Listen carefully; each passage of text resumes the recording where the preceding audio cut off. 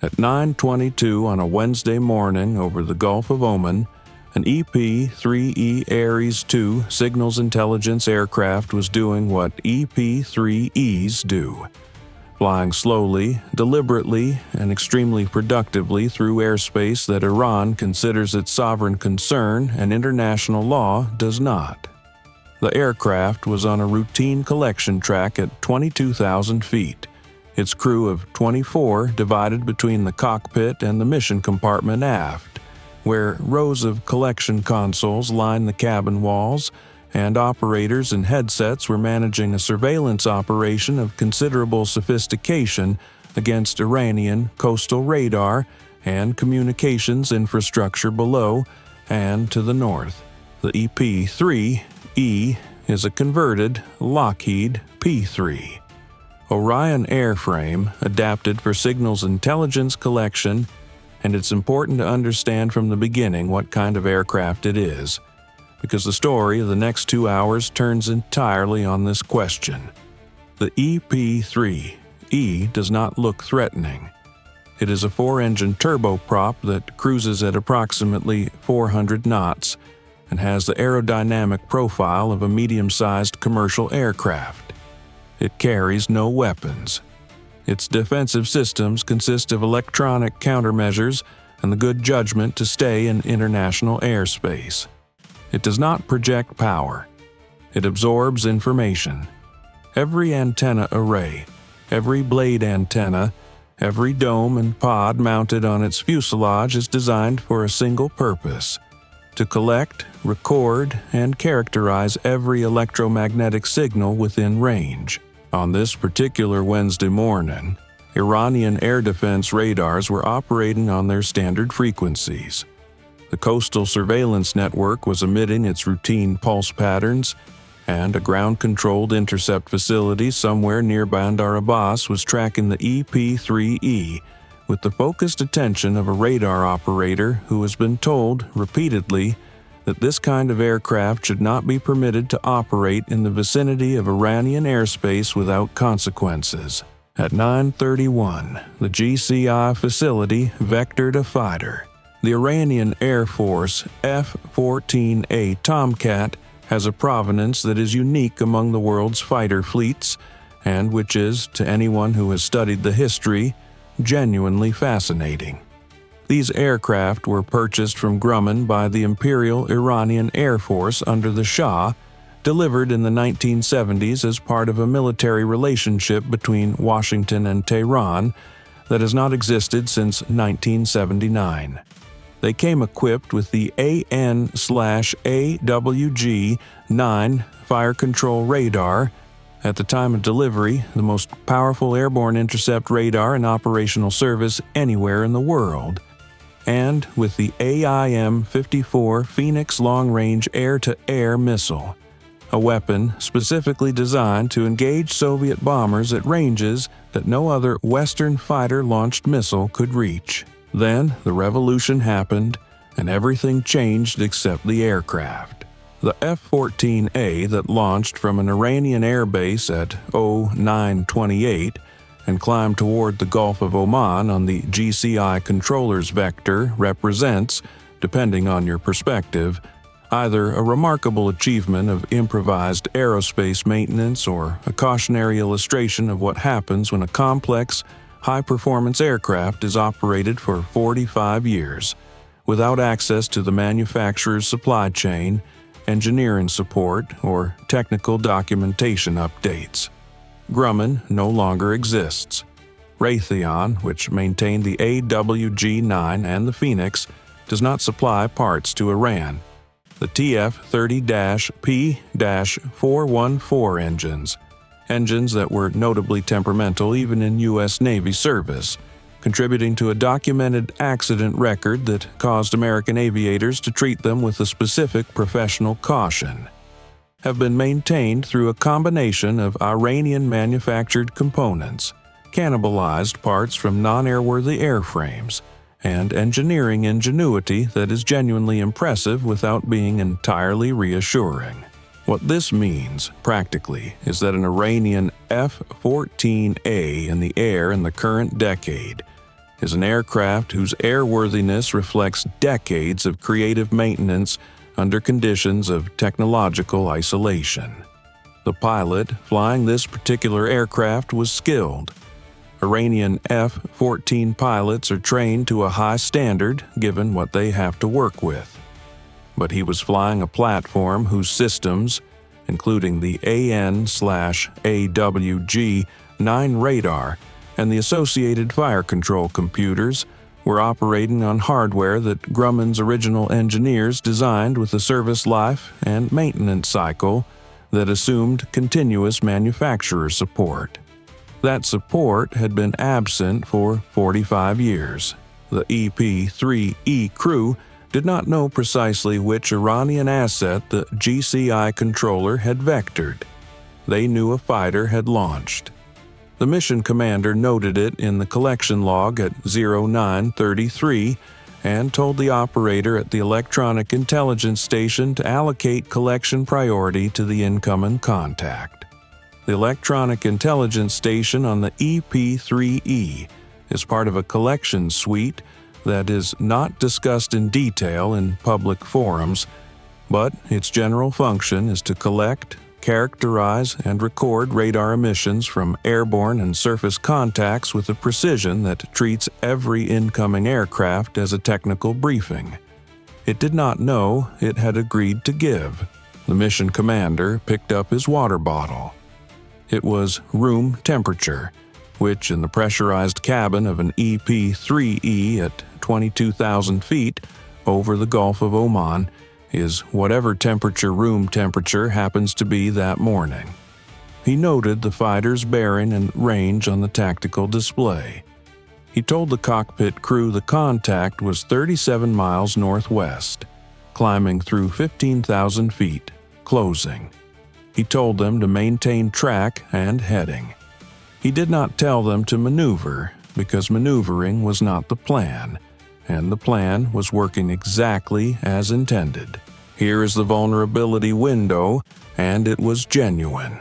At 9:34, the two FA-18F Super Hornets that had been providing loose escort cover for the EP-3E at a comfortable standoff distance were, simultaneously, at bingo fuel state. Bingo fuel is the calculated reserve that requires an aircraft to begin its return to the tanker or the carrier immediately, without discretion and without extension.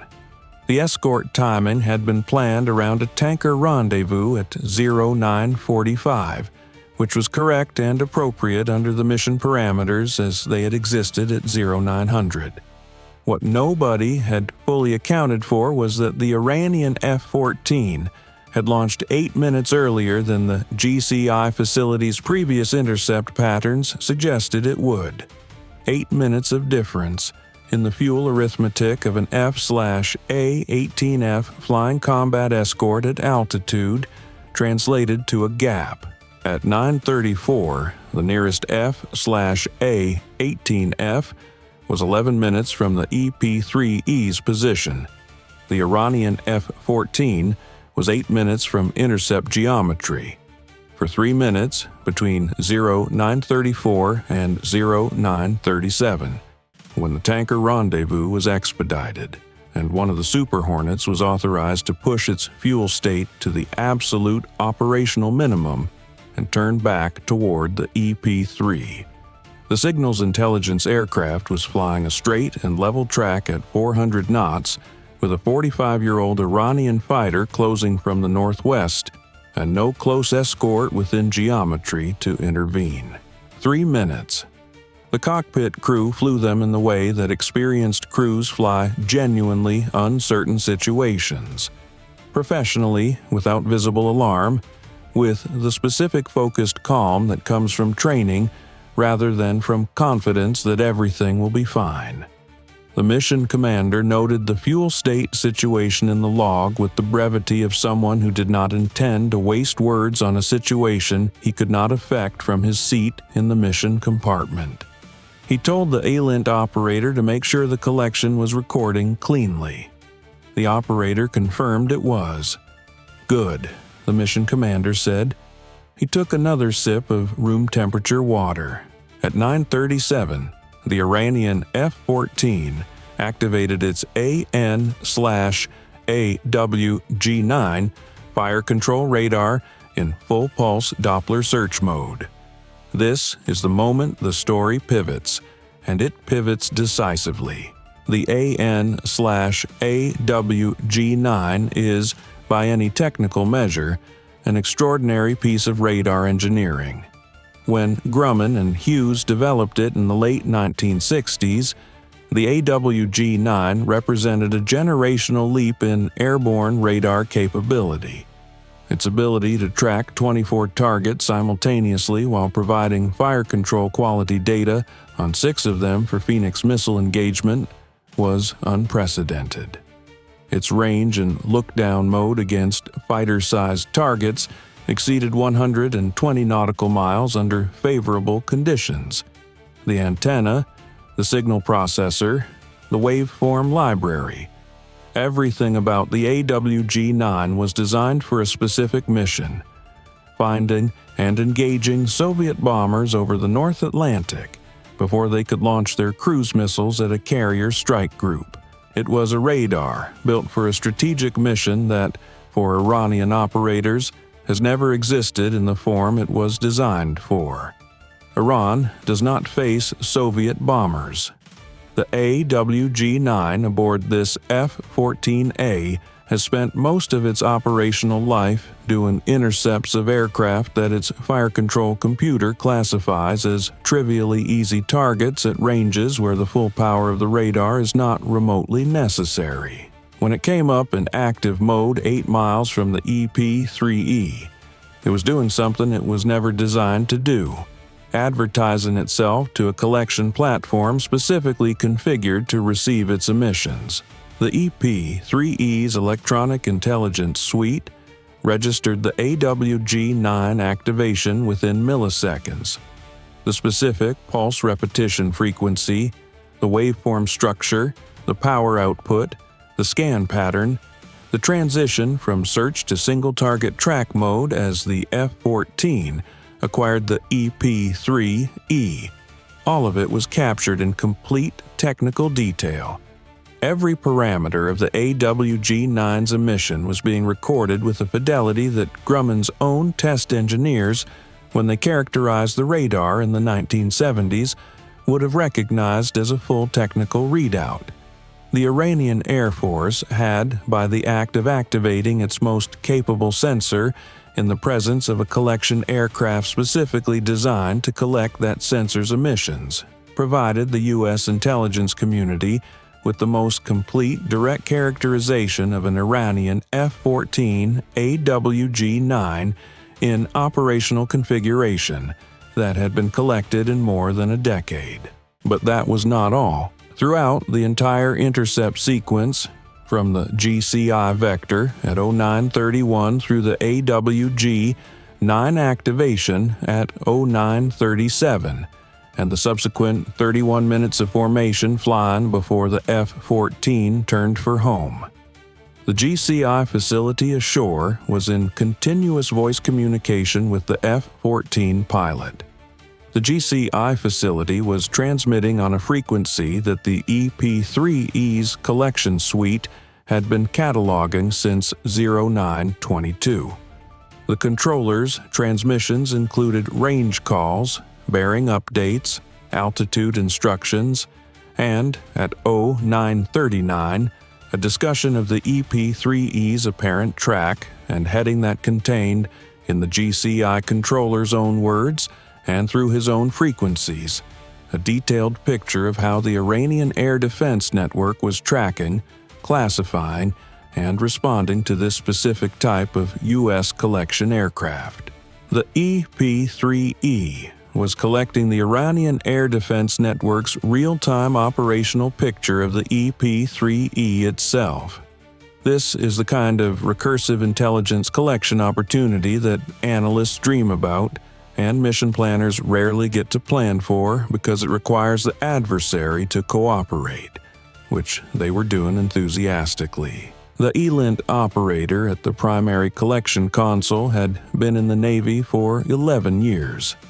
He had been flying EP-3E missions for 4 of those years. He had collected intercepts over the Baltic, the Black Sea, and the Pacific. He had never, in 4 years of missions, had a collection event quite like this. At 9:42, he flagged a transmission for priority processing and said, to no one in particular and to the general CIC audience of the mission compartment, that the GCI controller appeared to be transmitting his entire track file on the EP-3E in real time on what was functionally an unencrypted net. The senior SIGINT operator in the aft compartment leaned over and looked at the collection display. She confirmed his assessment. She then said, with the professional restraint of someone who has been trained to manage her reactions in a collection environment, that this was an unusually productive morning. "Log everything," the mission commander said from up front. "Already logging," both operators said simultaneously. At 9:43, the F-14 pulled into a loose formation position approximately 300 feet off the EP-3E's right wing. The Iranian pilot flew a textbook intercept profile, wings level, matching airspeed, visual inspection distance, and the AWG-9 continued to transmit in track mode throughout, dutifully providing the EP-3E's collection suite with a continuous feed of radar emission data that grew more valuable with every additional second of collection time. At 300 feet of lateral separation, the signal-to-noise ratio was, from a technical collection standpoint, essentially perfect. The antenna geometries could not have been better arranged if someone had planned them. From the EP-3E's galley position, a flight engineer who had come aft to retrieve something from the equipment bay looked out the starboard window at the F-14 flying in formation. It was close enough that he could see the pilot's helmet through the canopy. He observed the aircraft with the mild professional interest of someone who has seen this before and knows what it means in context. He noted the tail markings, the weapons configuration, 2 AIM-54 Phoenix rounds on the glove pylons, a configuration the collection team would later note in the technical annex, and the fact that the aircraft appeared to be in full operational configuration. He went back to what he had been doing. The flight engineer's log entry for this period reads, Iranian F-14A in formation starboard, range approximately 300 feet, standard intercept profile. No action required. No action required. 4 words that encapsulate, with considerable precision, the Arleigh-Burke-to-powerboat ratio of the situation. Now, the AIM-54 Phoenix question deserves honest treatment, because the Iranian Air Force's Phoenix inventory has been a subject of genuine intelligence interest for years. The Phoenix was the most capable long-range air-to-air missile of its generation, a weapon that, in its operational configuration, could engage targets at ranges exceeding 100 nautical miles with an active radar seeker and a warhead large enough to address bomber-class targets. Iran received 424 Phoenix rounds as part of the original F-14 package. Some of those rounds have been expended in training and in operational encounters over the decades. The remainder have been maintained, or attempted to be maintained, through the same improvised logistics pipeline that keeps the F-14s themselves airworthy. The honest assessment of Iranian AIM-54 operational reliability at this point in the missile's service life is a classified matter. The unclassified assessment is that a missile with active radar seeker electronics designed in the 1970s, maintained without manufacturer support for 45 years, stored and handled under operational conditions that no Raytheon engineer ever reviewed, and periodically test cycled on aircraft that are themselves operating outside their original design envelope, is a missile whose reliability characteristics are not what its original acceptance testing documents specified. This is not a criticism of Iranian maintenance crews who work with extraordinary dedication on an impossible problem. It is a physics observation. Electronics from 1975 are from 1975, regardless of how carefully they have been stored. The collection suite noted the Phoenix configuration. It noted the specific pylon stations and the weapon's apparent condition from imagery. This data was included in the collection report under a separate annex.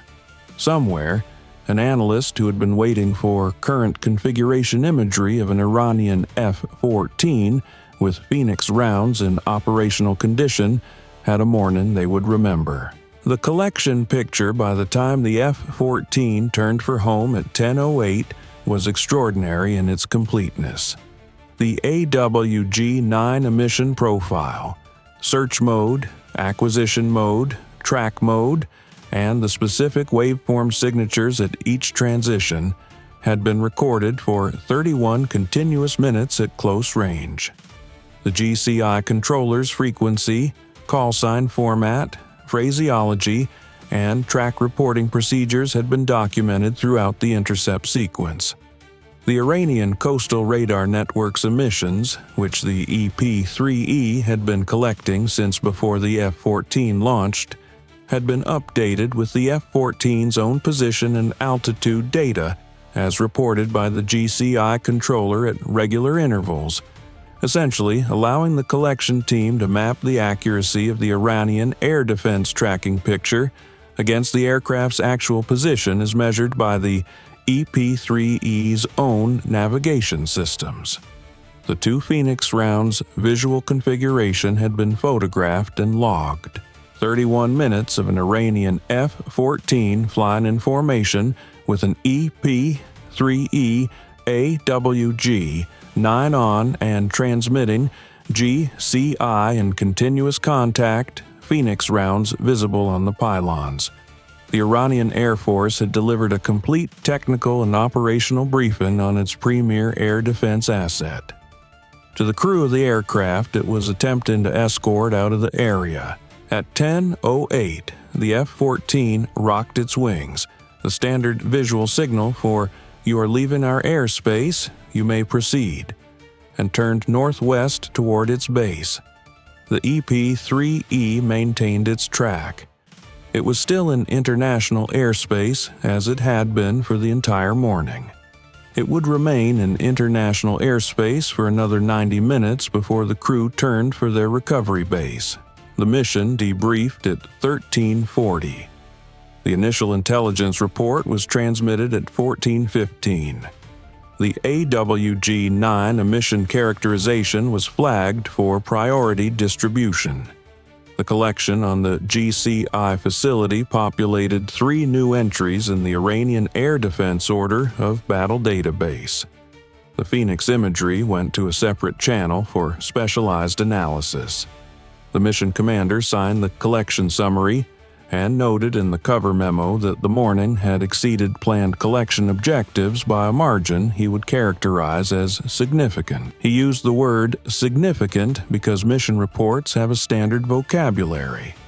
In ordinary conversation, the word he would have reached for first was different.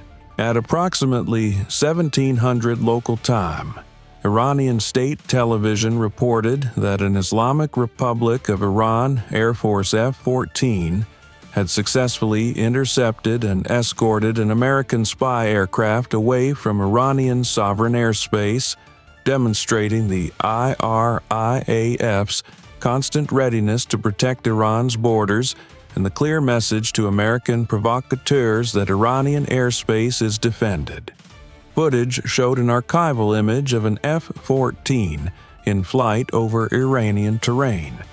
The presenter described the American aircraft as having been forced to alter course under the escort. The broadcast did not specify where the aircraft had altered course to, which was fortunate since the EP-3E had continued on its planned track without alteration and had spent the next 90 minutes collecting Iranian coastal radar emissions before recovering normally at its base. The AWG-9 emission characterization was not mentioned in the broadcast. The GCI frequency documentation was not mentioned. The Phoenix configuration imagery was not mentioned. The 31-minute continuous collection window, during which the Iranian Air Force's most capable airborne sensor had transmitted its complete technical parameters into a collection system specifically designed to receive them, was not mentioned. Iranian state television had access to one product from the morning's events. The U.S. intelligence community had access to a different and considerably larger set of products from the same morning. The EP-3E crew had dinner at their recovery base that evening. Several of them had been awake since before 7 o'clock. The mission had run long and the debrief had run longer. The ELINT operator ate quickly, filed his section of the collection report, and went to sleep. He had been on enough missions to know that the best collections are the ones that look routine from the outside. From the outside, it had been a routine intercept. An Iranian fighter had met an American surveillance aircraft in international airspace, flown formation for half an hour, and turned for home. This happens with a regularity that makes it, in the operational vocabulary of the people who fly these missions, unremarkable. What had been remarkable was what the AN/AWG-9 had said while it was on. It had said quite a lot. Every word had been recorded. Bye for now.